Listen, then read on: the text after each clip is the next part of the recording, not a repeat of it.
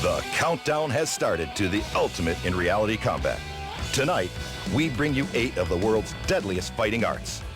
Sumo, Judo, Jiu-Jitsu, Kickboxing, Shoot Fighting, Kung Fu, Karate, Taekwondo. 8 tough warriors who must face the fury of the octagon. No rounds, no time limits, no way out. One man quickly distinguished himself as the master of the octagon. Brazilian Jiu-Jitsu wizard Royce Gracie. Royce defeated masters in the arts of Western boxing, shoot fighting, savate, karate, gung fu, judo, and kickboxing. In 7 grueling bare-knuckle fights to the finish, he demonstrated that, at least in his case, the martial arts truly are a matter of science over size. This 28-year-old grappling wizard has become the man to beat. Facing a field of 7 new challengers, the question tonight is, can he do it again? This is the Ultimate Fighting Championship, Part 3. Hi, everyone. My name is Brian Kilmeade. Happy to be back with you, and happy to be back here in Charlotte, North Carolina. Actually, this is here for the first time. We've been in Denver for the first 2. Now, I can't explain the whole UFC down to the each and every detail right now. We'll explain that along the way. Suffice it to say right now that 8 of the world's most dangerous fighters, most school fighters, will do battle for 2 reasons. 1, for $60,000, and number 2, to be known as the Ultimate Fighting Champion. Now, I told you I did UFC 1, right? I told you I did UFC 2. Only one other fighter, only one other broadcaster in the world can say that. And that is Jim Brown, Hall of Fame running back Jim Brown, back for UFC 3. Jim, what are your thoughts going in tonight? Ladies and gentlemen, I am pumped up tonight. He is. Competitor is here for one reason and one reason alone, to destroy the great Royce Gracie. That is going to be impossible because he's been working on new techniques that will make him even more dangerous. We are in for an exciting night tonight, fellas. I've never seen Jim Brown so pumped up, and we do a radio show together, and I know that. But I want to tell you something. I hope Ben Perry doesn't feel bad, because Ben was with us the last time. He wasn't with us on 1, but Ben, as a martial arts expert, famed Hollywood stuntman, what are your thoughts going in tonight to UFC 3? You know, Royce Gracie's really becoming a household name, not just in the United States, but worldwide. And it's unbelievable, thanks to his older brother Horion, to have the vision to bring their father Elio's dream, Gracie Jiu-Jitsu, to the United States. Brian, this event has become what we all knew that it would. The only true test in the world today for the Ultimate Fighter. Yeah, we have 8 great fighters. I don't know how it's going to turn out. I can tell you where they're going to fight, and it's in the octagon. Let's take a look at the octagon. It's like no other. If you saw us in Denver, it's the same thing. We picked up the service, changed it up a little bit, and I'll tell you, this is one of the most unique things to this whole entire event. Another thing I have to tell you about are the laws of the octagon, because there are a few of them. There are no rounds. Now, Jim, why no rounds? There are one in UFC 1. In a real fight, you don't have rounds. When you fight on the street, you have to fight. Tonight, they're going to fight just like they did in 1 and 2. Yeah, and no rounds. Yeah, no rounds. I think the longest fight has been about 10, 12 minutes. Now, we're going to go take a look at the second law of the octagon, and let's take a look. No time limit. Now, no time limit kind of talks about what we just talked about now. And no one's going to say, oh, 7 minutes. Let's go to the cards. Don't need a time limit. Absolutely don't need a time limit. 1 bell, we're going to find out who the best guy is here. One way to get in. That's the way both fighters will do. They'll go through the gate. That is the only way out. Here's how it'll end. The referee can stop it now. That's something new. The manager can stop it, or he can tap out 4 times. Not on the person, on the mat. Should be fun, should be exciting. Now, there's a lot to go over here. There's a bunch of different disciplines, but there's 2 distinct styles. For more on that, take a look at this. The Ultimate Fighting Championship is the first open-style martial arts tournament of its kind in the world. After 2 competitions, 24 fighters trained in 19 different styles have battled in no-rules combat. While each fighter is trained in a unique style, the reality of the octagon tends to divide the competitors into 2 broad categories: punchers versus grapplers. The punchers include karate, taekwondo, gung fu, Thai and Western boxing, and others. Punchers refer not only to hand strikes, but to kicking, knee, and elbow techniques as well. The punching arts favor the martial artist gifted with superior speed, reach, and power. Using footwork and timing, the puncher takes on the enemy only when he spots an opening. The clinch is a puncher's worst nightmare because it puts an opponent right inside his defense zone. Trapped in close, the puncher finds his best techniques smothered. This leaves him vulnerable to a throw or takedown.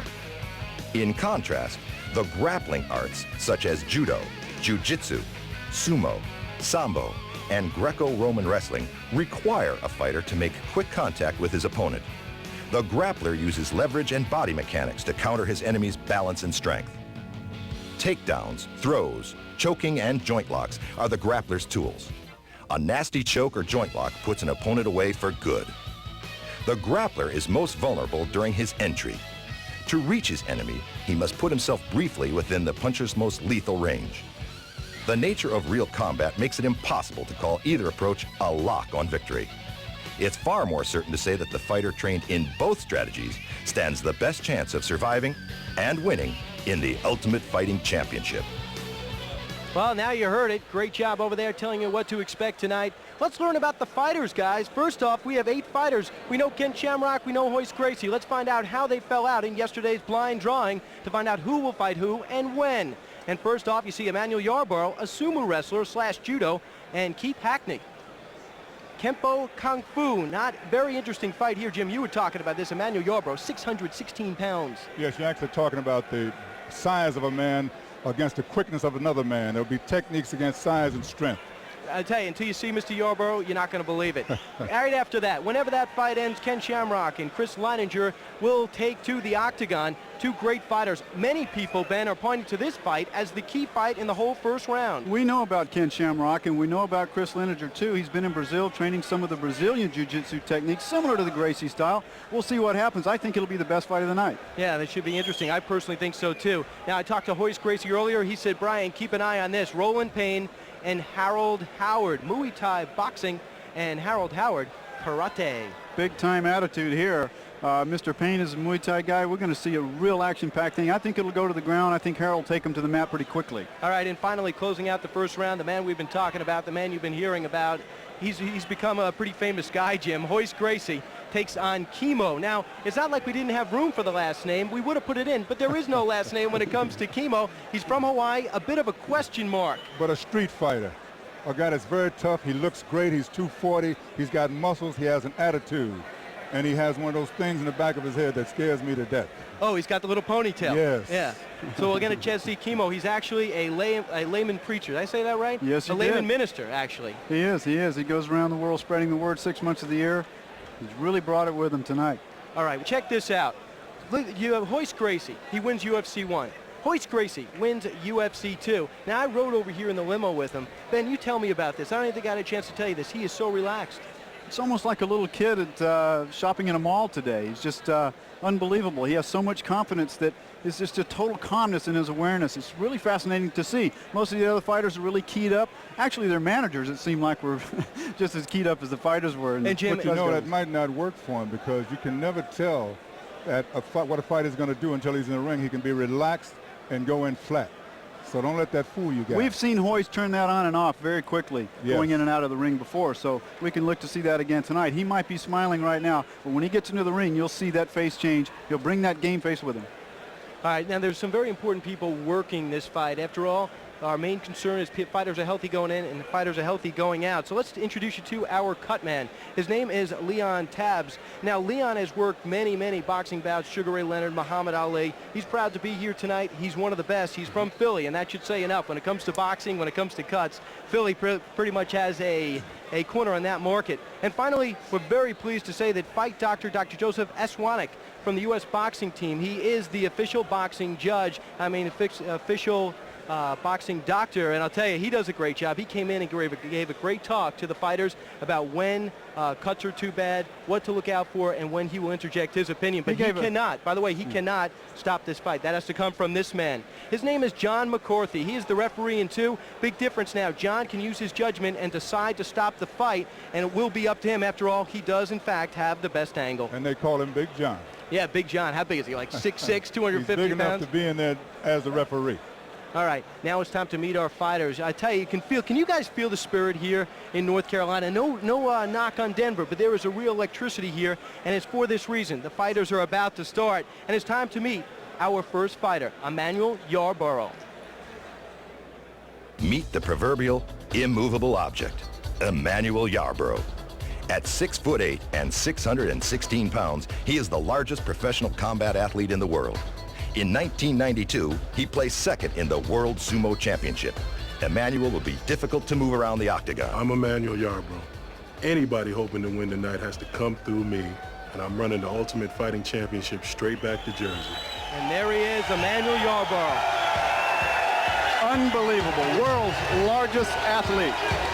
6'8", 616 pounds. And Jim, from Rahway, New Jersey. Unbelievable. He is not just any sumo wrestler. After all, he took second in the 1992 World Sumo Championships. He's a big crowd favorite here. You'd really have to bring a quick strategy into this. You don't want to get an arm lock or foot lock. You want to choke him out if you can. Emmanuel Yarbrough now in the ring. Time to meet his opponent, and it is Keith Hackney. Keith Hackney considers his second-degree black belt in American Kenpo Karate to be his proudest achievement. His total commitment to the arts represents more than 15 years of intensive training. Keith says the combination of continuous open-hand strikes and rapid low kicks will give him the edge in the octagon. Hi, my name is Keith Hackney. I train in the art of Kenpo Karate, and I'm here to test my skills in the Ultimate Fighting Championship. There's the man testing his skills, 5'9", 5'11", rather, 200 pounds, Kenpo Karate, second-degree black belt. How do you approach this, guys? This is what he's always wanted to do, he says, fight in the octagon.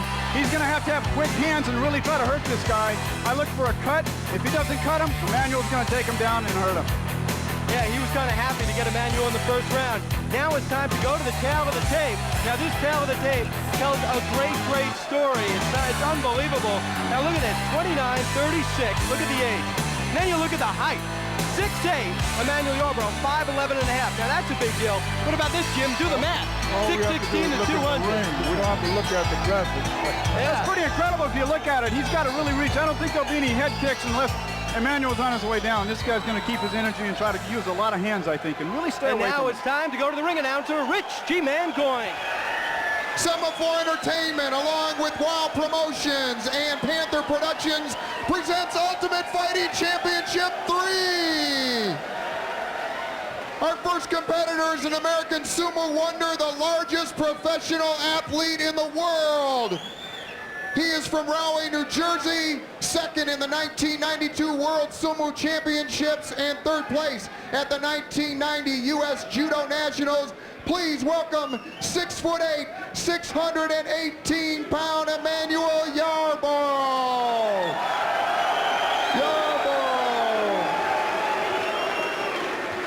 And his opponent from Roselle, Illinois, he holds the rank of second-degree black belt in American Kenpo Karate, earned after more than 15 years of training in the martial arts. 5'11", weighing 200 pounds, fighting out of the red corner, an amateur boxing record of 12-0, 11 by KO. Please welcome Keith Hackney.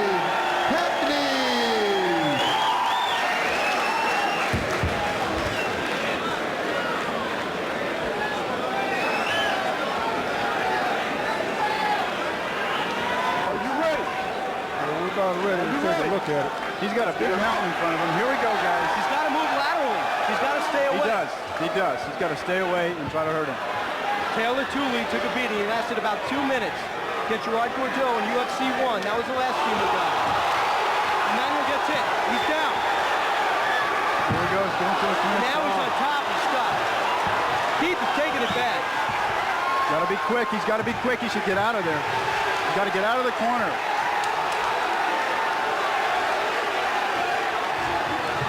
And through the other gates. The gates have broken open. That's the first time that has happened. That's a big deal, 600 pounds. Pushes him out of the ring. Let's get it on. That was sumo. If you think about it, Ben, that is ultimate sumo. That was interesting. He tried to do an old type of choke with both of his fists on the inside of his neck in Yarbrough. It's really interesting. It's very difficult to pull that off. I can't emphasize this enough. Yarbrough is coming with sumo and judo. And they're talking to each other inside the ring. He has to stick and move. He has to move. Really get. He's got to cut off the ring. Yarbrough has to really cut the ring off. But it's very difficult. He's such a big man. Keith is also known for his low leg kicks. Low leg kicks. I don't think he can hurt him with the kick. I don't think he can hurt him with the leg or anything. He has too much weight planted. I don't think he can get any leverage against it. Won't hurt him. Finally got the leg. Won't hurt him.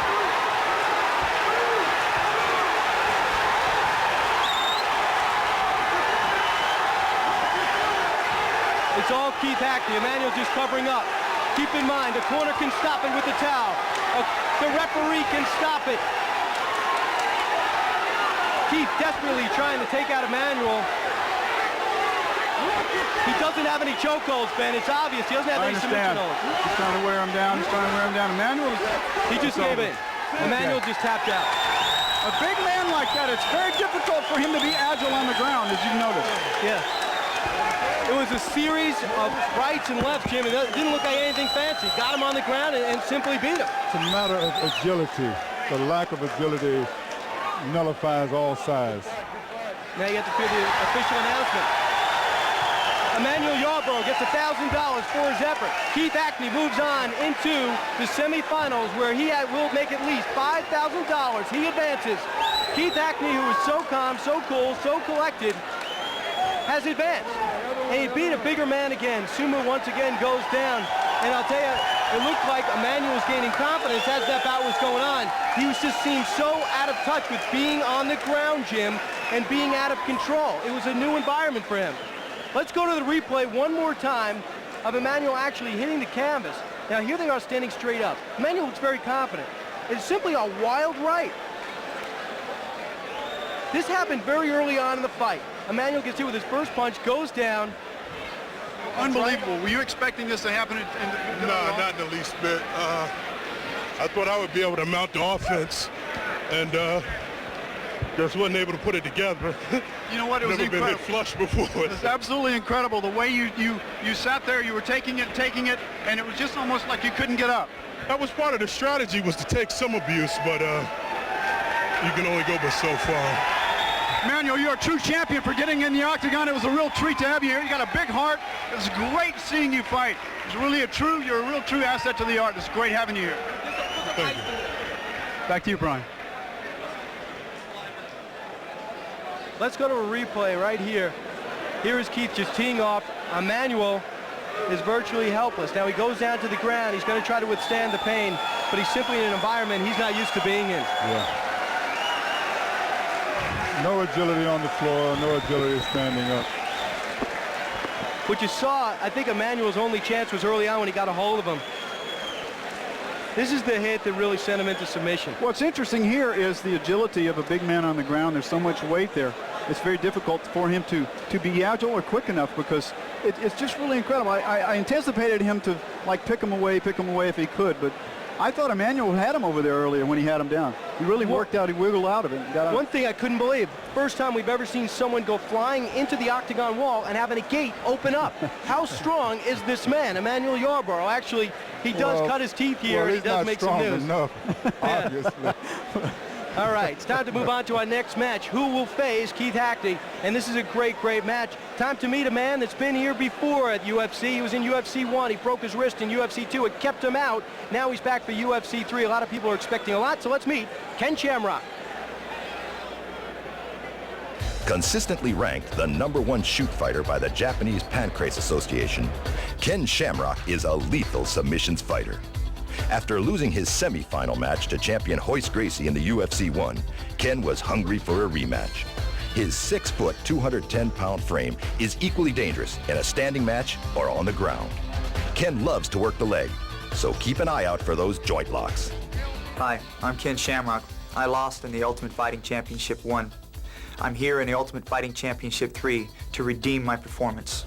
First match at the Ultimate Ken's a Fighting great asset to this art also. He's a great guy. He's got a great movie career ahead of him if he keeps that face. How successful is he in Japan? We're talking about this guy's got a video game named after him. He has his own cartoon over there. He's a legend. You walk down the street with Ken Shamrock in Japan, it's like walking down New York Street with Joe Namath or Michael Jackson. It's very interesting. He's wearing shoes, Ben. Jim, he's wearing shoes, which means he cannot kick. That's right. He's telling everyone he will not kick. He wants the traction. Well, he wants to get down on the ground anyway. He wants to get on the mat. Yeah. Well, I'll tell you, let's meet his opponent, who also wouldn't mind getting on the ground. His name is Chris Christoph Leininger. Judo is Christoph Leininger's fighting style, and he's one of the nation's best. A second-degree black belt, Christoph is the #2 ranked 86-kilogram judoka in America. He has been the Arizona State champion more than 10 times and has been a member of the U.S. nationals team for 10 years. 6 feet tall and 190 pounds, Christoph will be lethal in any clinching situation. Hello, my name is Christoph Leininger. I'm a native Arizonan. I am a U.S. judo player. I'm ranked #2 in the country right now, and I'm here to win the UFC. And if he's going to do it, he's going to have to go through Ken Shamrock. There's Christoph Leininger. Does he look focused? Jim, I think this may be a surprise. I think it's going to go to the floor immediately because both of them want that. So we'll see what happens here because they're both agile on the floor. Ken's wearing those shoes so that he has leverage. This floor is a little bit slippery if you get moisture on your feet from perspiration. So he chose that for a reason. Okay. Yes. Everyone was pointing to this match. These are two people that are great top and bottom fighters. Let's go to the tail of the tape on these two men. Ken Shamrock, Christoph Leininger, both are in that 30 years old, still in the prime of their lives. Height 6 foot, dead even, 215, 190 for Leininger. And then, of course, Lockford, California, Scottsdale, Arizona. Looks pretty even. What about the gi? The gi could play a key role in this fight. It could play a key role in this fight. I think he's using it to keep any moisture off of him. He can also use it to his advantage. Okay, for the introductions, let's go to the ring announcer. Ladies and gentlemen, our second match of the evening. Please welcome, out of the blue corner, ranked #2 in the world by Japanese Pancrase Association in the deadly art of shoot fighting. He's 30 years old, from Lockford, California, is called back to the octagon by public demand after losing an exciting semifinal match to champion Royce Gracie in the first Ultimate Fighting Championship. He is 6'2" and 210 pounds with a record of 45-5. Bring the luck of the Irish to Ken Wayne Shamrock. Shamrock. Very popular with the crowd. He's in all the promotion. And please welcome the second-degree black belt fighting out of the red corner. In judo, he is a competition legend, a member of the U.S. national team since 1982.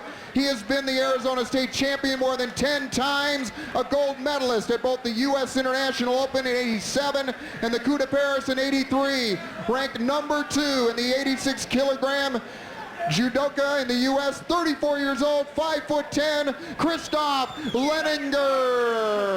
That's a legitimately worn belt. He didn't wash that in Clorox and drag it behind a truck. Yeah, this guy is very feared. He's looking forward to this. Both these men extremely intense, to say the least. This could be one of the best fights you see all night long. You ready? Are you ready? John McCarthy giving the final warnings. Here goes a clinch. Here goes a clinch.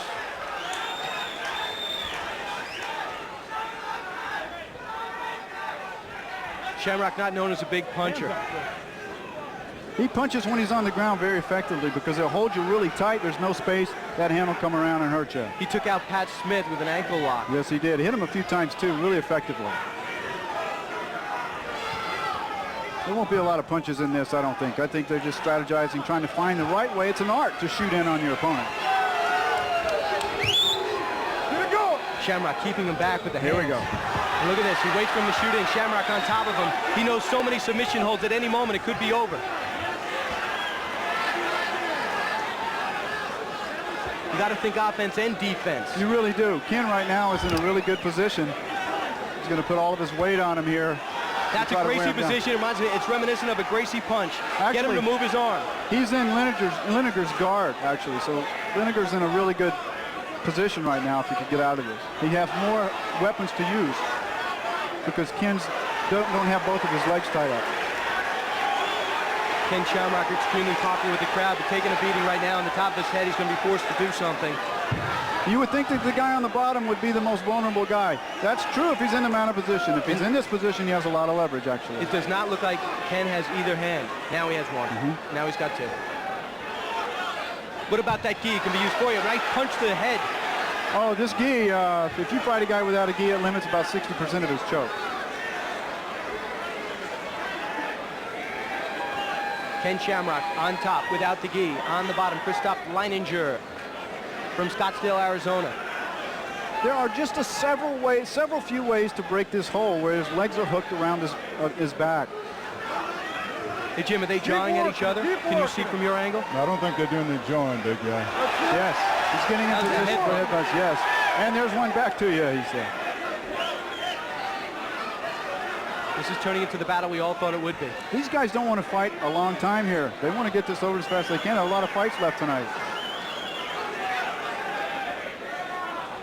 Second bout, Ultimate Fighting Championship. First one won by Keith Hacknett. You're looking at the second one tonight. There'll be 4 elimination bouts, then move on to the semifinals. These guys are both schooled on the ground and have spent a lot of time doing this. And this is a chess game.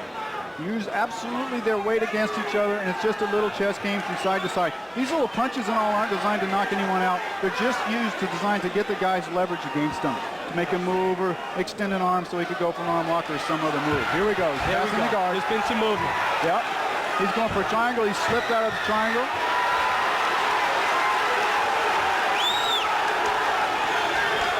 Now Ken's going for to base his leg. He's going to go for the leg instead of going for the choke right away.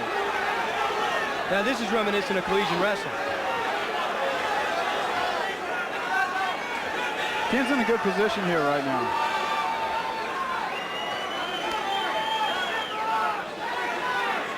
I think both men are extremely fit, so if you're thinking one's going to conk out, yes, you don't want to be having your back exposed like that. The guy can really hurt you. You want to be on your side if you're on the bottom, and you have to be pinned in like that. You want to be on your side.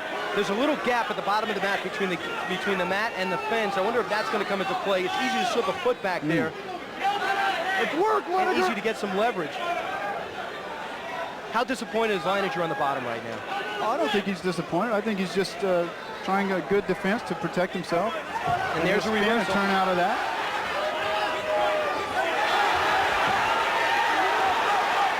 Watch your man. I tell you, this crowd here in Charlotte is simply frenzied. Out the back door! Out the back door! Fight him up! Punches are thrown, and also thinking 2 or 3 moves ahead. Shamrock on top. He's in the red trunks. Ken may go for a footlock here because the legs are open. They're not on his hips. He may grab the leg and go for a footlock. He can tell when those legs are open. Let's get a time on this bout. Let's get a time on this bout. This is approaching one of the longest bouts we've seen here at UFC. Ken has all the leverage in the world right now in these punches. Nice. He really does. Any opening. Hey, Jim, you know, often we say it's a science, but I think toughness plays a lot of role in this fight especially. You got to be a real tough guy to take this kind of punishment. But you also have to have the technique to survive what could happen to you. Any opening. I think he just stopped it. He just stopped it. I believe he tapped out John McCarthy. He simply jumped right in. The winner, Ken Shamrock. We're going to get a time on that bout. Just like we thought, these two men's styles matched up perfectly. It was a chess match in many ways. Punches were thrown. You didn't see any shoulders in these punches, but 2 extremely strong men who know how to hit for a living. Christoph Leininger is laying out right now. He's going to get some help. I believe he's exhausted, number 1, and I think Shamrock's exhausted. Shamrock advances once again, Jim, just like in UFC 1, to the semifinals. A tough bout, just like Pat Smith. Great competitor.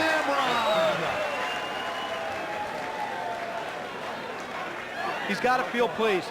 The monkey's off his back. What about the pressure of everyone pitting you against Royce Gracie in the finals before you fought one bout? He was a wanted man in that press conference. Well, that's absolutely right. You see, this bout should have taken a lot out of him. Yeah. And he has another bout before he has a chance to get the horse if everything works out right. Look at him watching Ken Shamrock on top of Christoph Leininger. Some of the last moments of the bout. And here's another angle on Ken Shamrock. And here's the tap out. We didn't see it from this angle. Let's see it right here. McCarthy, the referee, in constant contact. That is 4 distinct times. It's over. It's over. The referee's right on it. It's unbelievable. Now we have Keith Hacknett in one bracket. We are set. Ken Shamrock in the other semifinal bracket. When you talk about both fighters, who do you think is more exhausted? Who put out more energy in the first fight? They were both 2 grueling fights. They were both grueling fights. I think it's just up in the air. It depends on who gets the second win faster. Is this rest going to help? It all depends on the fighters and his adrenaline and where he is. Absolutely. One semifinal bracket is set. Another one has yet to be fought for. For that, let's go to Rowan Payne.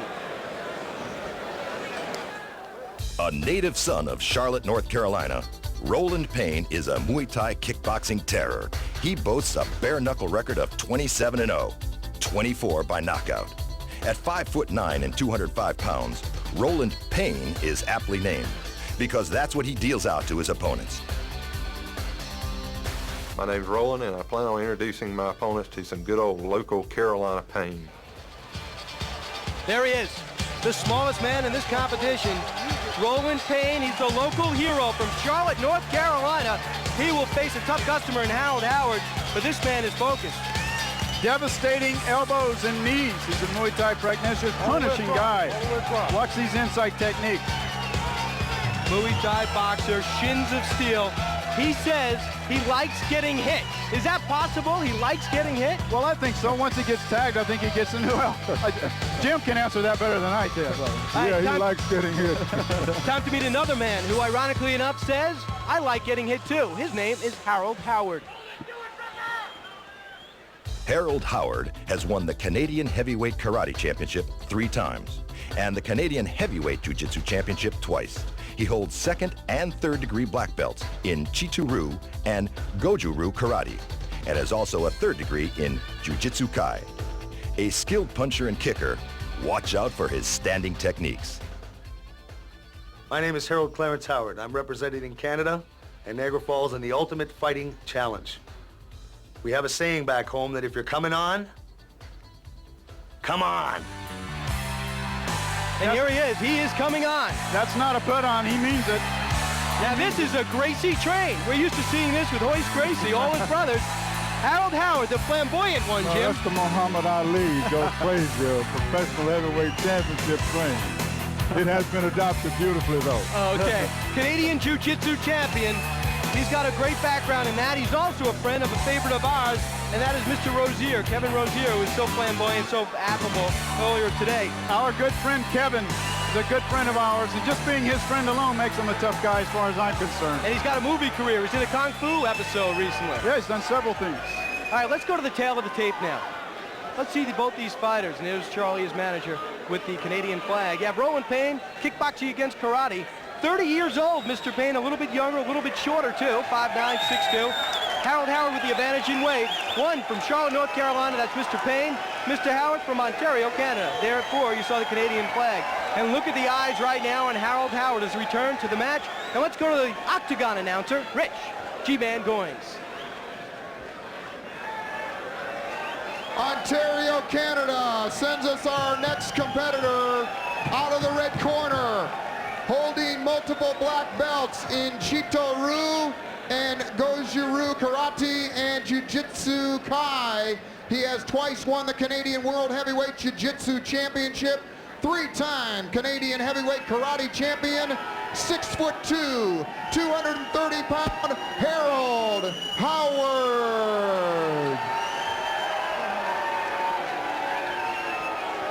And please welcome out of the blue corner, 26 years old, certified in Muay Thai kickboxing through the World Headquarters Academy of Martial Arts. He holds a 3rd degree in black belt combat karate. He has a professional record of 27-0, 24 by KO, a native of Charlotte, North Carolina. Please welcome Roland Payne.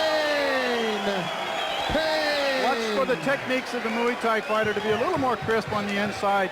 I think Harold will be a little more unorthodox. Let's check it out here. Are you ready? Harold Howard. Get that corner. Is simply so reminiscent of John Matuzak, if you ask me. He reminds me of John Matuzak. He favors him quite a lot. There's the punch to the head. He's a low kicker, and he goes down. They grapple quick. What a recovery by Payne. Yeah, he what a popped recovery. up really quick. Really came up quickly. The bigger man is on his back right now. Roland Payne is reversed. That was a great arm escape, elbow escape. He's suplex. And over the top, a double reverse. Uh-oh. Those are the shins of steel. They're going right into his ribs.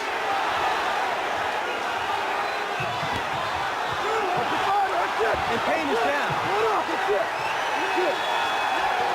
Strong technique. You saw him shatter. This was a give and take bout, and just when you looked as though Payne was getting in control, one shot. One shot, the referee saw it. Harold Howard advances. 6'2", 230 pounds from Ontario, Canada, the Canadian Jiu-Jitsu champion for 2 past years. Let's take a look at a replay that still has Rowan Payne out. Look at Payne. He's being the aggressor there. A kick again. That's as many kicks as we've seen in this tournament. Pushing the bigger man back. Howard throws a right, and there's the uppercut. Now Rowan looks like he's dazed there, and there it is. Whoa. Right on the temple. Referee John McCarthy jumps in right away. It's a good thing, though. Rowan Payne, the hometown guy, was tapping out. For more, let's go to Ben Perry. And we're not going to go right now because Harold Howard has elected to go back. Check this out. Ben, as you rejoin us at this, it looked like he was out on the way down. You know what? He never stopped his intensity from the time the thing started. No one had an absolute hold on either one of them. They were so quick when the initial move started that they spun out. It was a great fight. It was an excellent fight. The heart of those two men were unbelievable. They went after it. And very good technique. And every single, the closest weapon to the other person at any one given time was delivered. I'm very impressed with these guys, both of them.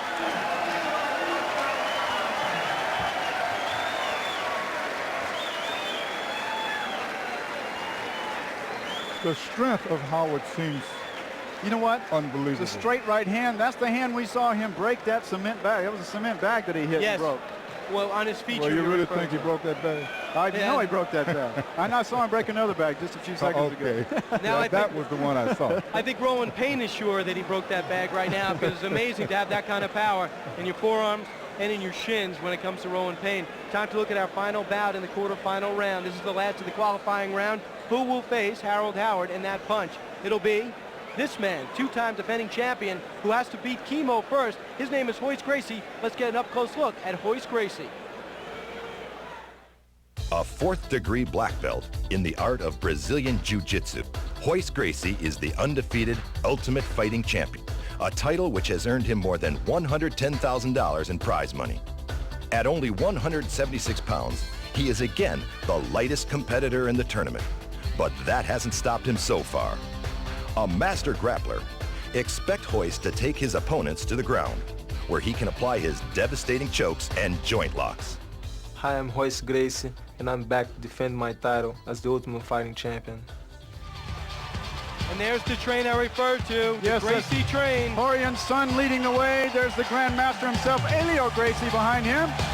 There's Helson, the older brother. All these guys are deadly. There's no question about it. The whole clan is there. Royce right there.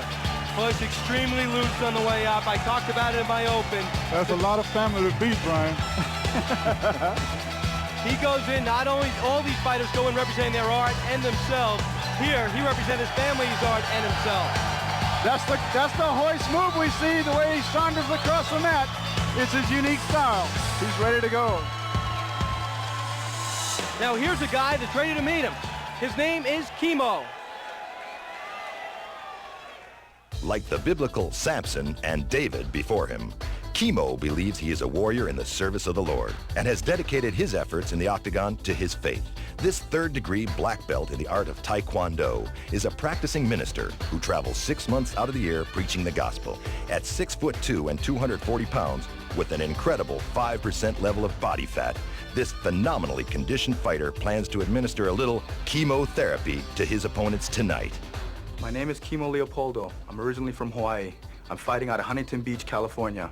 My purpose here is to bring the gospel of Jesus Christ throughout the whole world.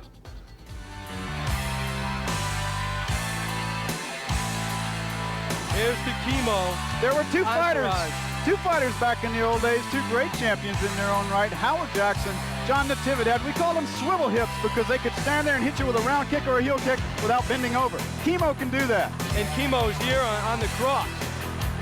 Never seen anything quite like this before.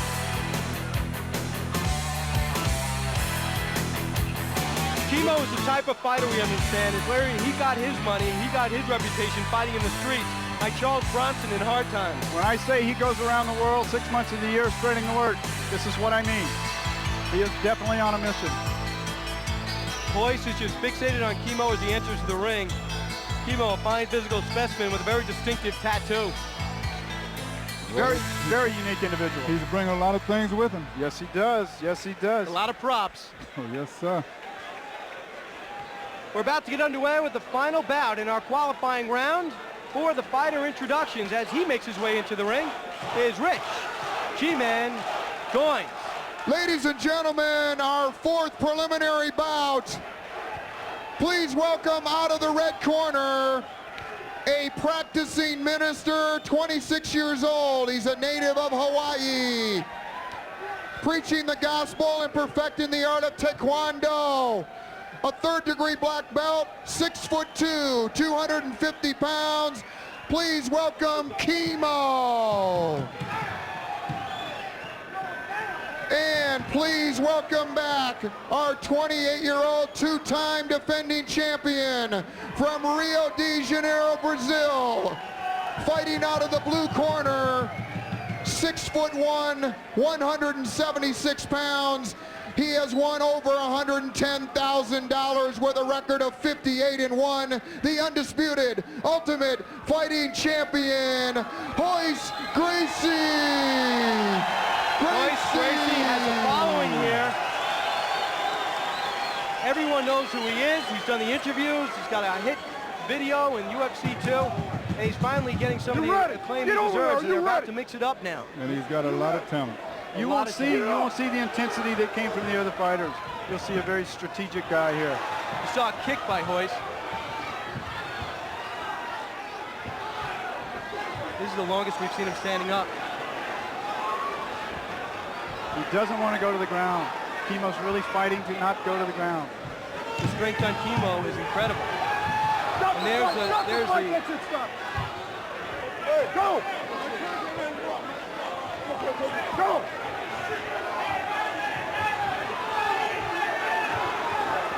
This is the longest we've seen Royce standing up on his 2 feet. He has great balance, Kimo has. Great balance, strong legs, very low center of gravity.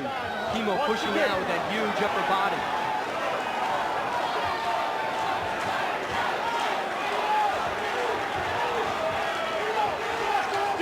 In all the bouts that Royce has had, he's only fought a total of 10 minutes, maybe closer to 11, but that's all that Royce's been in the ring. Kimo is keeping Royce on his feet. He's got to feel good about what he's done so far. Royce is 7-0 in UFC competition. He's never really been in danger. Hey, Button, get up! And there's the headbutt. There's the knee to the groin. He's got to get him to the ground. He's got to knock Kimo down. And you see his dad, Helio, 82 years old, coaching him right behind him.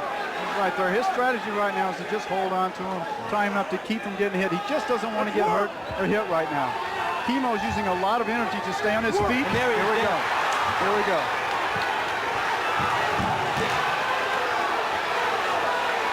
Kimo on top. This is okay. Royce will roll out on his side here. Royce will just use his elbows and roll out. He'll spin if he can to try to turn.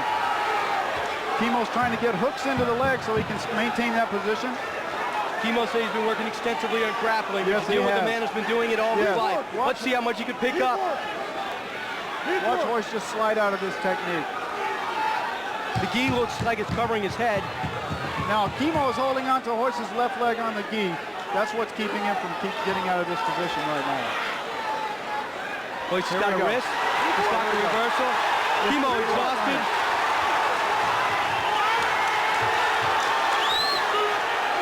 Both men showing great endurance. Royce protecting his face with his right arm. Royce Gracie's in a battle here. There's no question about it. Yes, he is. He is in a battle. And his gi is virtually off.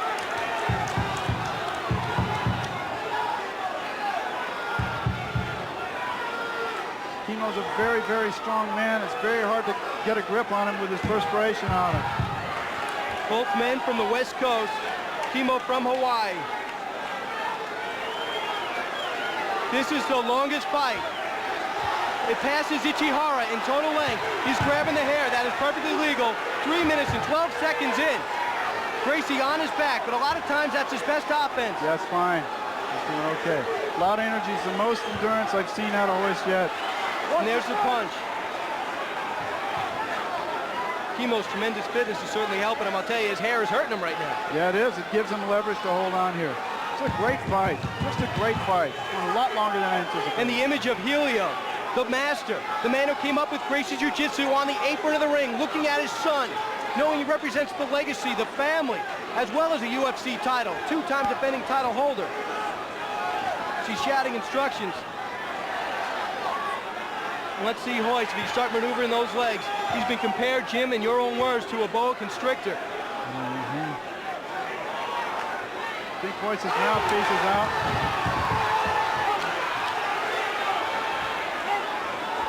Hoist looks like he's got some scrapes on his forehead. He might go for a suplex here if he can get his weight on him. Hoist should just sit down and put all his weight so he can't lift him off the ground here. Yes.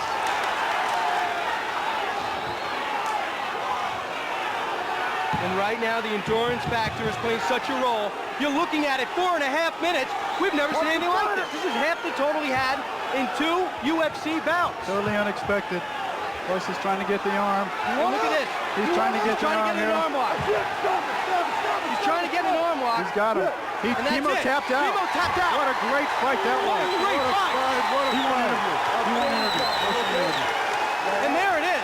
Unbelievable. Kimo is okay. Unbelievable. One of the best bouts in the history of the UFC. The damage that was done by Hoist was done when Hoist was on the bottom. Extreme leverage from those punches, unexpected. What a match that was. And right now, Hoist Gracie advances. A big question is, how much does Hoist have left? What a job by Kimo. You're getting a shot of Kimo. He's exhausted. But what a tremendous effort. Wow. He's standing with great pride now. And Hoist is injured. He's limping. Yes, he is.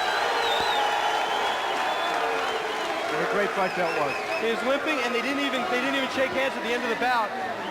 There's a lot of worry in the Gracie corner. Let's go to a replay. He has him in the arm lock. He's been trying to get it for a long time, but Kimo kept his arm bent. He couldn't get it. Every time he went for it, Kimo would bend his arm to keep and roll to the inside to keep the leverage from coming off. Hoist finally locked it in, got his foot around, extended his hips. All the strength he had left, put the arm out. Kimo could barely tap. That's what he had, so little left in him, he could barely tap the mat. Kimo went to school on Gracie Jiu-Jitsu. The things he was doing, Ben, only by listening to you talk and by watching both these tournaments as Hoist limps right by this desk. We don't even attempt an interview at this point. Wow.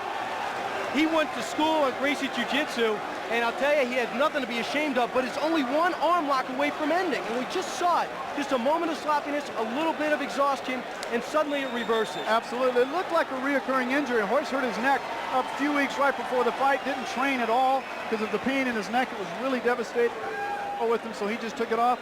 So a little endurance was a factor here, but what a great fight that was. And Kimo goes out of his own power. Hoist with tremendous amount of help, and he is hurting. Look at Let's Hoist's look at legs. this replay. His legs are extended. Kimo can barely tap with that one hand. It is so much. Hoist finally gets the leverage on it, and I think it was because of the armband on Kimo's hand that allowed him to get that grip because of the perspiration. What about the gi? I've never seen the gi over his head. It was actually not a weapon this time. Not at all. That's fine. That really doesn't come into play that often, Brian. Yeah, we do have an announcement to make. Felix Lee Mitchell will replace Keith Hackney. He is the alternate, Felix Lee Mitchell is.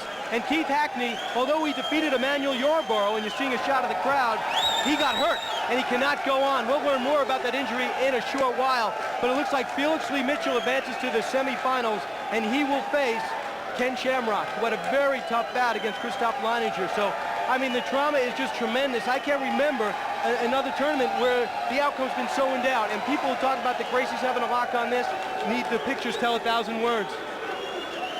Now let's recap right now what we've just seen. We saw 8 fighters, now we have 4 left. Yarborough and Hackney, now suddenly Hackney hurt. Mitchell advances. He'll face Ken Shamrock. We see that a lot in big guys. They get hurt or whatever, but it's a shame that the guy's hurt, that Hackney's hurt, because you don't want to win the first round, not be able to advance. You're here to win this thing. Yeah, Harold Howard will face Hoist Gracie. Now, Harold Howard fears nothing. I mean, you saw him in the first bout. You saw the power he has in his hands. What Hoist Gracie has left, Jim, I didn't see as he walked by. Did you see if he did, in fact, was he limping? Hoist is totally exhausted. He's somewhat hurt. What's going to happen is going to be very interesting from now on, because each one of these guys, they're really tough. And right now, I tell you, there's a question mark. Yeah, there's definitely a question mark. Let's meet. Let's take a look and meet Felix Lee Mitchell, the last-minute alternate. In Nashville, Tennessee, Felix Lee Mitchell works as a corrections officer for Tennessee's Riverbend Maximum Security Prison. It's no job for a lightweight. A first-level master in the art of Shaolin Kung Fu, Felix was the 1993 U.S. Wushu Kung Fu heavyweight champion. His 5'11", 220-pound frame was also put to use boxing for the United States Army team while he was stationed at Fort Campbell. Rapid punching combinations could make Felix a tough, long-range opponent. Hello, martial arts fans. I'm Felix Lee Mitchell. I'm here at the UFC 3. Hopefully I get a chance to fight Horace Gracie and win the championship. Here he is, Felix Lee Mitchell. He found out about 10 minutes ago he'd be fighting tonight. Felix shook my hand earlier today and almost broke it, so I advised him to shake his opponent's hand so that his opponent wouldn't be able to hit him with the right hand. 28 years old, 5'11", 220 pounds, a great guy. Had a chance to meet him this week. Shaolin Kung Fu is his discipline, and he's going to need everything he can and more against Ken Shamrock, a master shoot fighter. So there's Felix Lee Mitchell, and he's wearing gloves. He's wearing gloves. That's something else to keep in mind. I don't know if they're working his mittens or if you can in fact see those fingers. You can in fact see the fingers. You saw him hitting the heavy bag. You saw him boxing, so therefore he probably feels he's a good boxer. Yeah. This will be for $15,000, Jim, and a berth in the finals. He'll be facing Ken Shamrock, who had a very tough bout, Christoph Leininger. And here is the man. He was in UFC 1. You know him from there, and you know him from victory before. Take a look at him. He makes his way through the smoke. Shoot fighter Ken Shamrock. From Lockford, California, 30 years old.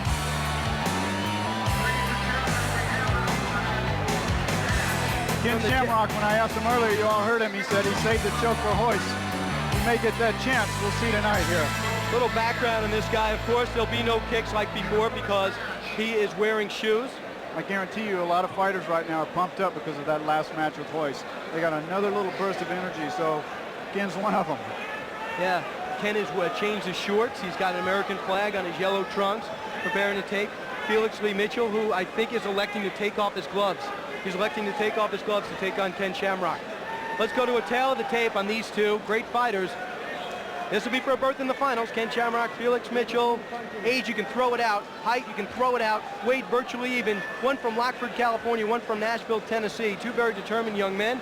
Hey, they've been staying on the same floor in rooms right adjacent to each other all week. I think experience, Jim, is the key here. Ring sense, ring time. Ken has that. I think so. I think Ken is going to deal with this one a lot. It's time to start the semifinals, and to do that, let's go for the introductions and go to none other than Octagon announcer Rich G-Man Goins. Ladies and gentlemen, this is our first semifinal. Please welcome our alternate for the first match, fighting out of the blue corner, a first-level master at Shaolin Kung Fu.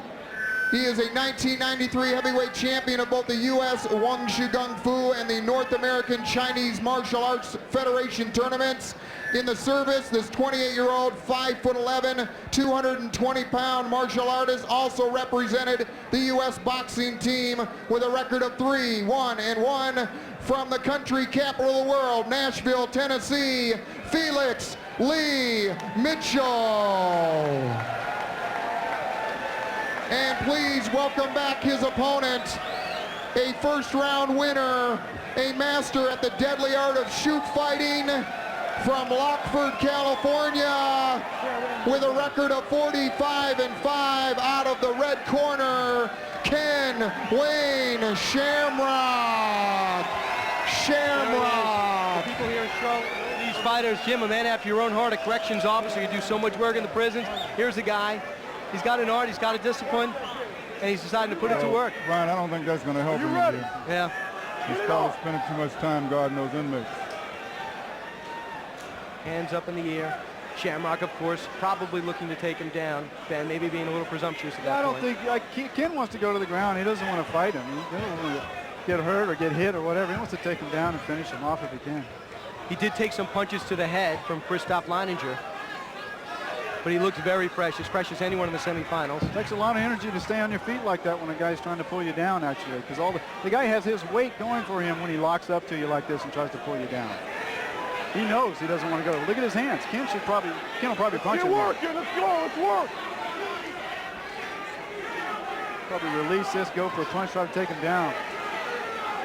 He sees that opening because he can move his head to the left and bring that right hand over.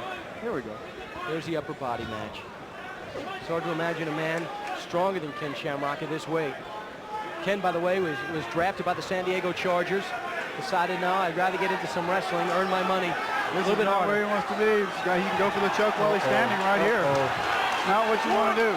He's got to pivot if he can. He's got to turn to his left to pivot out of this neck break. Felix needed the grind. Yeah, if he can get his hand up on that arm like that, that's good. He pulled out. Ken looks totally in control, feeling very confident right now. Elbow to the ribs. Now, if Ken can get the other arm out, he'll go for the choke with that hand. He'll tie the hand up and then go for it here. Come on. There you go. Let's go.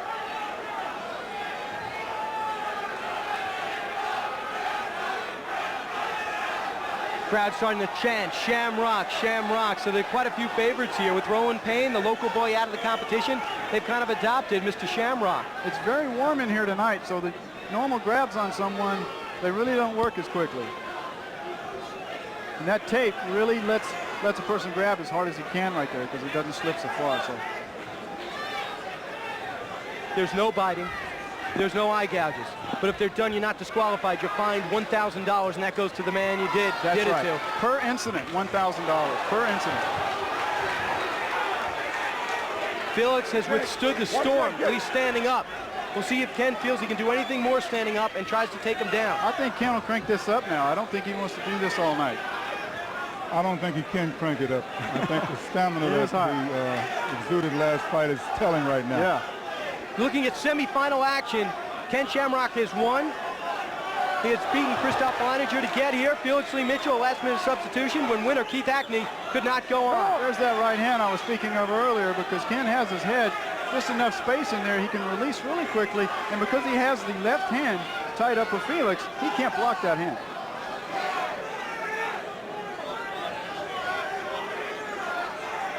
Shamrock listening to the crowd saying, Shamrock, come on.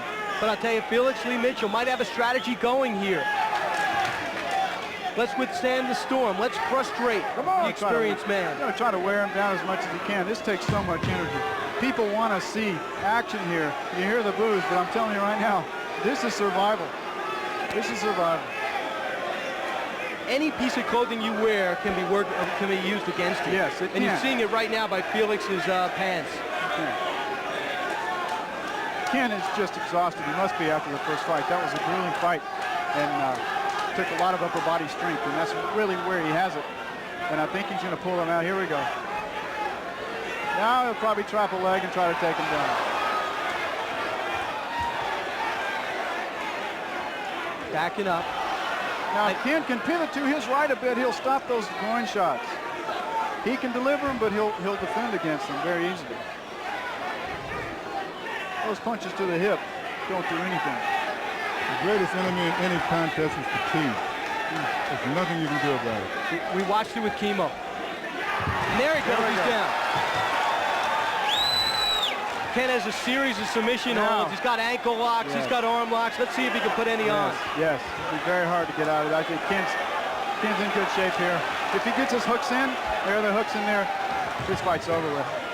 Come on out. Ken Shamrock on top. Comes in 2-1, and it's tapped out. Felix Lee Mitchell is gone into the finals, as predicted by many. Ken Shamrock. Ken won't interview. Ken won't interview. And Ken does not want to talk into the finals. You hear Ben saying, and I'll tell you one thing. Check this out, Ben. We got an ankle problem, a very serious ankle problem, as his dad comes in the ring to put the robe on. Unbelievable. These champions tonight are really showing what it's got, man. They're really being torn down. They have to go to everything they have. This is unbelievable compared to the other two. These guys around the world are getting ready for this stuff. Everybody's getting prepared. People are seeing it, and they are getting prepared accordingly. Felix Lee Mitchell, nothing to be ashamed of. Think about it, guys. He found out 10 minutes before the bout who he was fighting, and then he was fighting. I said in UFC 2 that after Jim asked me, he said, how long would it take after 6 months or so can you become proficient at ground grappling or Gracie Jiu-Jitsu? And what I was saying, not against another Gracie, but absolutely against another martial artist who is not schooled in the ground. So here, here's a Mr. Grappler now. He's more of a top-to-bottom fighter. Once Ken gets his legs hooked, he's on his back now. Once he gets his feet hooked underneath the guy's legs, Felix, there's just no way. If Felix grabs one hand, Ken will shoot the other one in. Once he locks that hand behind the head, there is no escape, guys, once this reverse choke is locked into place. With the ease in which he got him out to submit on the ground, you got to wonder, was Ken Shamrock trying for 10 minutes to get him down? Was Felix Lee Mitchell really keeping him at bay, or was Shamrock trying his hand at submitting him standing up? I think Felix was stronger than we gave him credit. Felix was strong. Yeah. A lot of upper body strength, a lot of determination. It was very difficult for Ken. I'm sure. Unbelievable. Ken Shamrock did what he came here to do. He advanced to the finals like he talked about in UFC 2 when he was on the sidelines. Let's give you an updated look at the brackets now. Shamrock, as we just mentioned, goes to the finals, defeating Keith Lee Mitchell. And now we're looking at the other semifinal bracket, Harold Howard, Royce Gracie. Now, Harold Howard had a tough bout, yes, but it was about 5 minutes long. Royce Gracie had a marathon bout. As brutal as we've seen in UFC, I believe, and as brutal, a winner, actually. He is really beat up. He was limping when he left. He was bleeding when he left. He looked really hurt, and you talked about a neck injury. I did. I think it's going to be a real true test of Royce's will this next fight, because I think the endurance is such a big factor in this. It went to the ground. They spent a lot of time there. It was just such unbelievable exertion of strength and power. Harold Howard did the same thing. He used a lot of punches. He's strong. He's a big guy. He's also been on the ground before. But I think Royce will muster whatever he can to protect himself, to probably slide out on either side, guys, and try to go for a choke. I agree with you. Howard is an intense individual. He's a street fighter that has certain knowledge. He's also very strong. He has a positive attitude. And right now, I wish I could be in that dressing room to do an assessment of Royce, because when he left out of here, he was barely moving. Here's another intangible quality. A lot of people believe Royce Gracie could not be beaten. A Gracie could not be beaten. That myth might be shattered right now. No, it's already gone. I mean, with the first fight, I mean, this guy gave him everything that he wanted. Now he had very little left. So that myth is gone. You're right. And the Gracies don't say that. They aren't saying that they're punch proof. They're just saying up till now in 65 years of competition, that has never happened. Tonight was a really good test. He took some really good shots, and it was just incredible. At Chemo, we thought he was dictating the fight, and you could tell that was all willpower up to that point, because Chemo, all he could do was just enough energy to tap. I saw him tap. It didn't look like a real tap, but the ref was right there on top of it. He tapped about 2 or 3 times. Royce had everything he locked in. And there was no protest. No, there was no protest there. That's true. When he was grabbing the leg, when he grabbed Royce's gi, and you haven't studied this before, you're saying, okay, I think I see what's going to happen, but then he grabbed the leg, almost reading Royce's mind, saying this is a little thing like grabbing your gi prevented him from being submitted out. Ben, you pointed out something very valuable. It's very hot in here, and it's very slippery. So it's very difficult to have your normal holds. That's correct. Those particular grips are not working the same way anymore. That's absolutely right.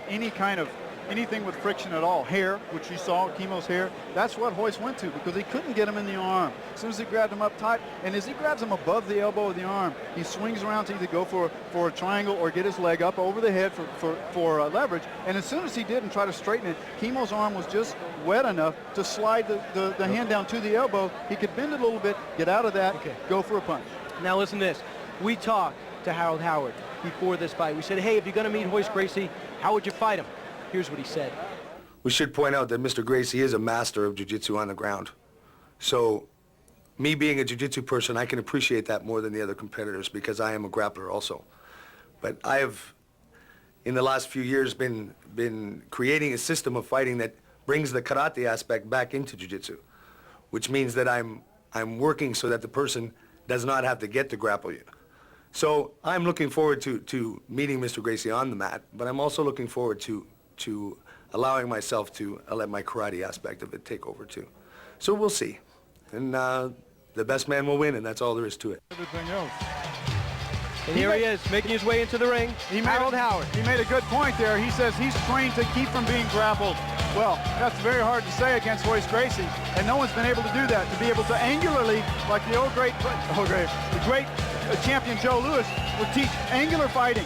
So that would come into play. If he can do that, let's see if he sidesteps or really goes back, draws Hoist to the center of the ring to go back. But then the biggest problem I think Hoist had was a couple of punches got in against Kimo. Kimo got a couple of punches in there. Yes, he did. He did. There was a lot of space there because Hoist couldn't hold on to him. It was too wet to close that gap. It's really unbelievable. It's great to be here to see that happen tonight. It really is.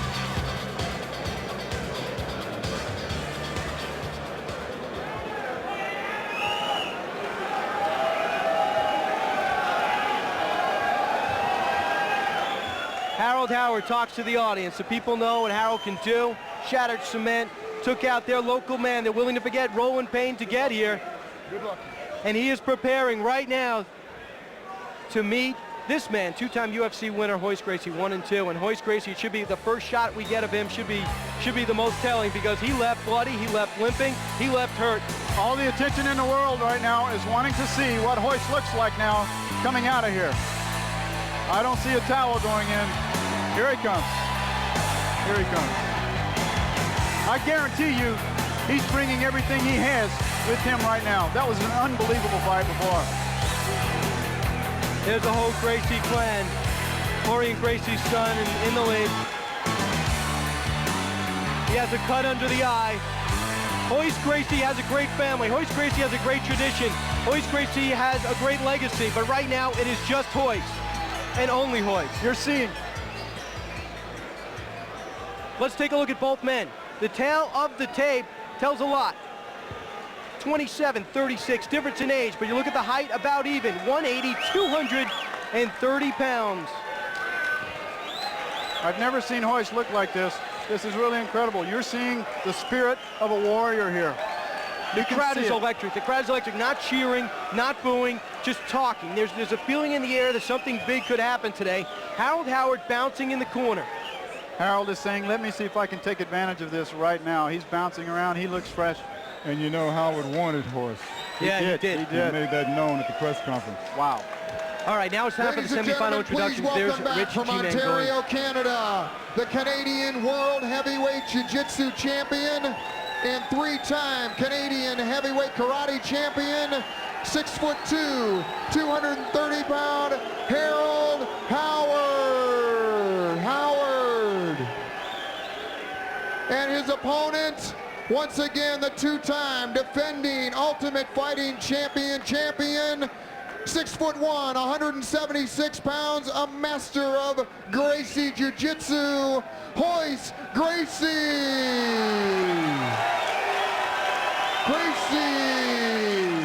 Hoist is going to need the crowd. He's going to need his coaching. He's going to need everything he can. His shoulder's bothering him. Something else going on. They're doing a lot of... John McCarthy is making his way over to Harold Howard. He might have a shoulder problem. I believe Hoist. I think we could be looking at a disqualification. They're taking the towel is in. Harold Howard has won. Hoist Gracie is out of the competition. Unbelievable. That's all right. His injuries from the bout with Kimo has eliminated Hoist from the competition. Unbelievable. Into the finals goes Harold Howard. Outrageous. What a shocker. Well, it's not a shocker right now because after the other fight with Kimo, and watching him go back to that room, you have to know. You knew Hoist was hurt. Yes. He could have a broken arm or a dislocated, whatever. He had a vicious cut there. We don't know yet, but I guarantee you, Hoist was hurt big time for him not to be able to fight. It's just unbelievable. Truly unbelievable. First time ever. Hoist has been eliminated from a UFC bout. We saw him blow through 4 bouts in UFC 2, 3 in UFC 1, and then John McCarthy knew something was up when he made his way into the ring. Kimo now hops into the ring to take credit for the victory, but he lost. Wow.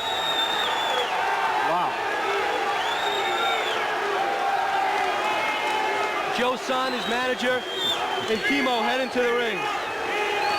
We are seeing history in the making right now, folks.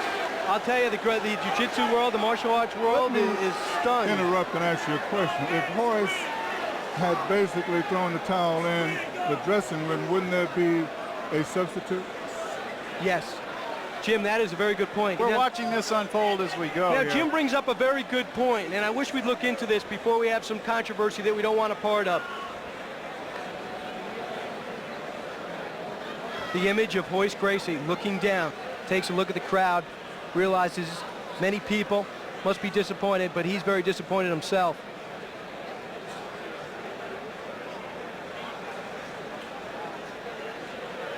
It looked like he was saying, Jim, I don't know if I could fight. Tell you, just the electricity in this arena here at the Grady Cole Center is incredible here in Charlotte, North Carolina. We're seeing something right now that we didn't expect to see. One, we had an alternate in Steve Jenham, and we're wondering if he's going to get a chance to fight in this one like Felix Lee Mitchell fought, because Felix Lee Mitchell had to substitute for Keith Hackney. Now we're going to look at Kimo. Kimo is a guy that everyone's going to be talking about for years to come. He came into the ring, he celebrated after he was already out. Now that's him on the apron of the ring. Well, Kimo feels that he's the one that beat Horace because he was able to recuperate. He felt he could have fought, and he came in to say that to the people, so I know he's going to be ready for the next one. You know what's interesting, Jim? In the martial arts community and in anyone who's become a UFC fan, and it has gotten a tremendous base of fans from people from the videos on, he's a legend. No one's going to forget Kimo and what he did, because not many people knew anything about him. I like to relay a conversation I relayed back to you. I went up to him at the press conference, and I went up to his manager, and I said, can you tell me about him? Is he happier on the ground? Is he looking to slug it out up top? Can't say anything. Can't say anything. You will see. You will see. I was told by people on the inside to expect a Charles Bronson-type fight, not a guy looking to submit, a guy looking to beat his fighter into submission. So I looked at that as the perfect victim for Gracie Jiu-Jitsu. It certainly didn't turn out like that, but something to keep in mind. As hurt as Royce was, he still got him in an arm lock and got him to submit. Well, that's all good, but when you're able to punch anybody, you can take away all of their skills. And this guy, Kimo, was able to punch Horace. Also, he had tremendous strength and a certain amount of knowledge, which did not allow Horace to do the normal things. And what we're looking at are these highlights. The first shot here with the big right hand, I kind of thought he maybe knocked him out the way he fell, but it certainly didn't hurt him. I think he gave up eventually after being hit in the face so many times. Safe to say that when a man 616 pounds gets in the ring, anyone who's fighting, it makes it the most intriguing match of the night. Yes. Well, the thing he has to do is when it falls, he has to be able to pick it up. Yes, he does. And you that's realize 600 pounds that he has to pick up and move around. Big target to hit also. Much more area to hit. So. He only hit the head, though. And I guess Keith Hackney did break his hand on this one because he was unable. Look at him swinging the arm like a club. Can you detect something there, Ben? Yeah, it looks like he broke his hand. You know, also the mouthpiece that's worn by the fighters isn't to protect their teeth. It's to protect the actual hand or the knuckles or skin from the person hitting them, because a human bite can be more poisonous than an animal. Ken Shamrock and Christoph Leininger. Shamrock on top here. Both said, hey, I'll grapple. You want to grapple? I'll go on the ground. I thought this would be a really good fight, one of the best of the night. It ended up being, I think, Kimo and Royce, actually. But this fight went a long, long time. I think the leverage of the fence kept Mr. Leininger from being able to go anywhere, and Ken used that for his advantage. I asked him about the choke when he went to the back, and like I said earlier, it's just he says, I'll save that for Royce. He won't need it tonight. Now let's take a look at the third fight in the qualifying round.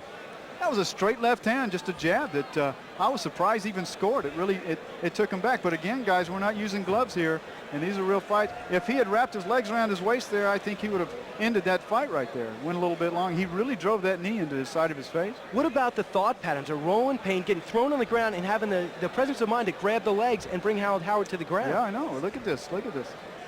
He finished him right there. Strong punches. The biggest news. It happened right here. We knew something would be different, Jim. You mentioned they bring a lot of props. And they're still bringing them. And I don't know what to say about it. This is Kimo.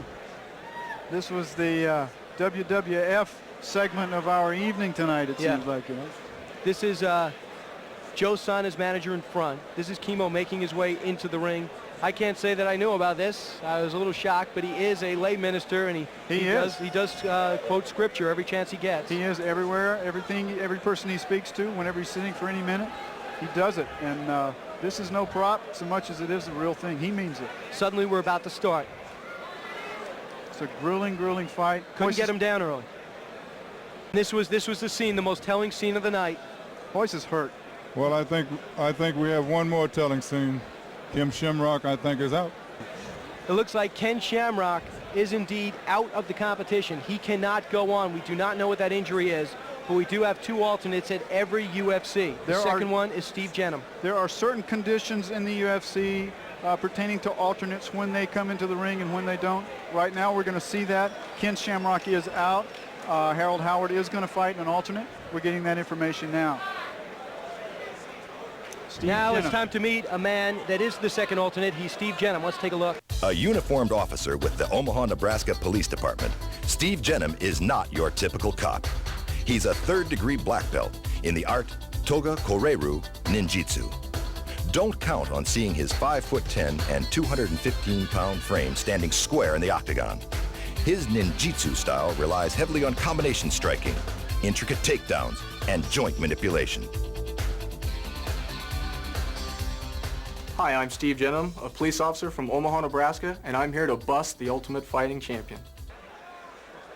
Here he is, making his way through for the first time tonight, and in the finals, a shot at $60,000. Saw him hitting the bag. He's got a great left hook, comes right out of the slot, up and over. So we're going to see what a fortunate night for him tonight, guys. Well, I tell you, this is indicative of how great this event has become. These guys have to give up the chance at $60,000. You know doggone well, if they didn't put everything out there, they would not do that. Absolutely. Absolutely. We have yet to find out what the injury was to Ken Shamrock, but all we know is police officer Steve Jenham, Toga Koreiru Ninjitsu, and his art. If he is hurt, you protect him. Got it? Harold Howard is now, we understand, in the tunnel and about to make his way into the octagon. I went back a few minutes ago to try to get an interview with him. He was so keyed up, he was yelling and screaming, jumping up and down his hands. He was ready to go. He wants this big time. Harold Howard, a father of 2. He has his own style. He went into the ring and he saw Royce Gracie have to throw in the towel. Couldn't continue. History in the making, folks. We're used to seeing Royce come out with this entourage. What a night this is.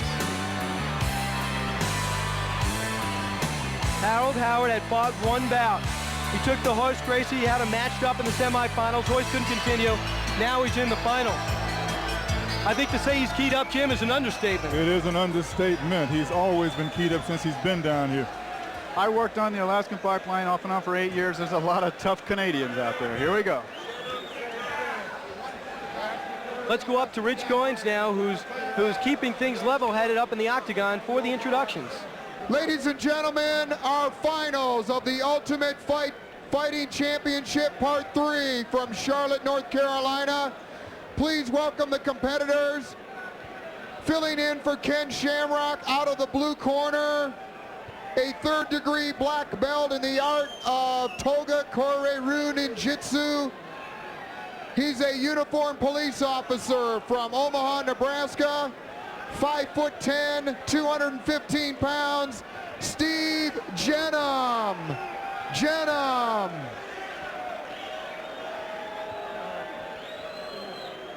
And his opponent back for the finals from Ontario, Canada.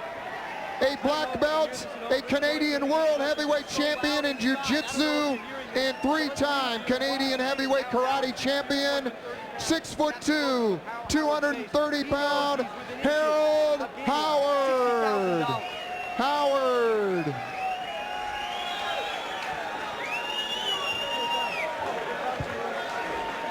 He's been so focused for this fight since he got here. Nothing's changed. He looks just like this when he got here. Are you ready? Referee John McCarthy says, let's get it underway. Here we go.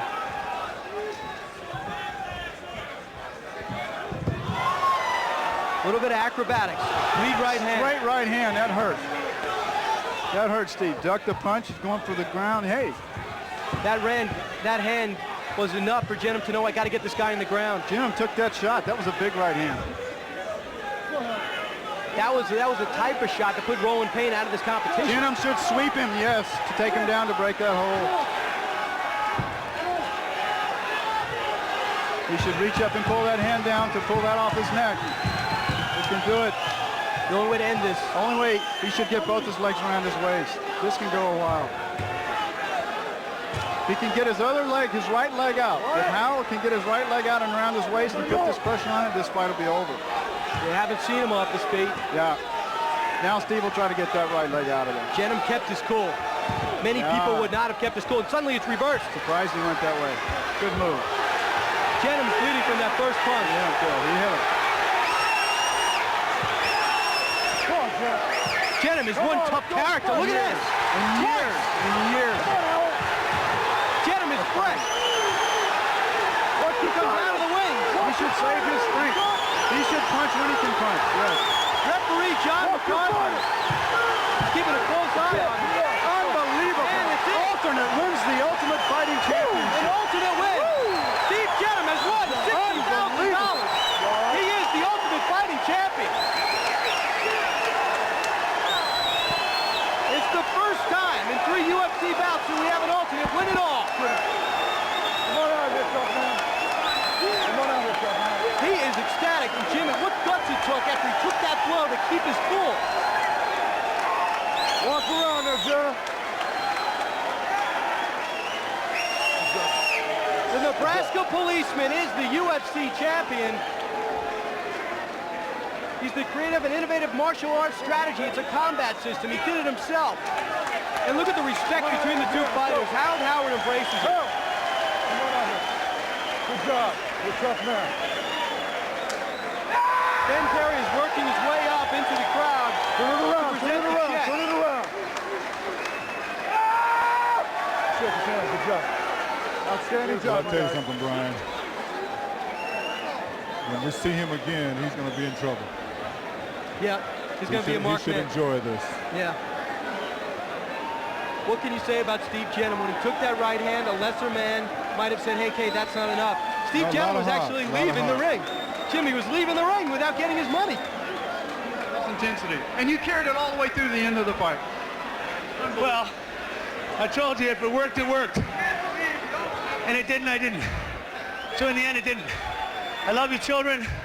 I love your wife, and I believe it or not, I love my family too. It's unbelievable. Just a true champion. It's just super. It's a great fight. It's a really good fight. Ben Perry talks to Harold Howard. Now Ben goes up into the octagon, and Steve Jenham doesn't know what hit him. His whole entourage is hugging each other. They don't know what's happened. Well, it's $60,000 for one fight. Less than a minute, probably. This is history in the making tonight. Unbelievable what happened to you. First time in the history of the Octagon has this ever happened. The alternate comes in and wins $60,000. How do you feel? I feel great. I feel fantastic. Did you think you would even get in this tonight? Well, I was touch and go there for a little while, and then something happened to Mr. Shamrock, and got the go, and I was ready. What a great break to come in fresh to do this. It's the way it's established. It's unbelievable. You're a true champion. You earned this thing. You came in and you did it. You fought a really, really tough Harold Howard. Unbelievable. Yeah, he was tough. That was really something else. This is incredible. Brian?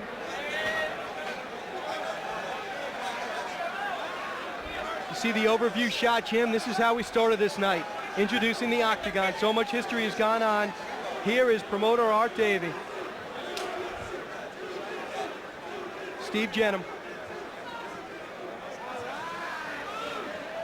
Big, pretty smile. Yes, it is.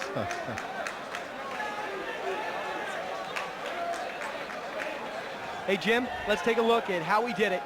Yes, sir. Harold Howard lands the lead. It was a good punch. Steps in, and then the takedown. You could see the look in Harold's eyes. He couldn't believe he was going back. That's right. Got that hand freeze. Got the position outside of his legs, which you should never let them do. Howard should have those legs around his waist to get that momentum. And you can only take so many of those punches. Here's another angle. 7 cameras here tonight. Bunch of angles to show you. Here's a great one. There's the absorption of that blow. Okay, I better take you down. You hit a little bit too hard to exchange blows. That's right. And look at got the cut. The leg over? Oh, yes. Punch right to the face. Did you see his arms go back for a second? He quickly regained consciousness. Actually, I think Jenham woke him up with another punch. Well, there's no defense there anymore. One of the, what I think is a big improvement of John McCarthy, the referee in this case, being able to stop the fight. He's closest to it. He's been beautiful tonight. He came in exactly at the right times. Look at that. Look at Jenham saying, okay, you hit me once. I'm not afraid. Steps in. Down he goes.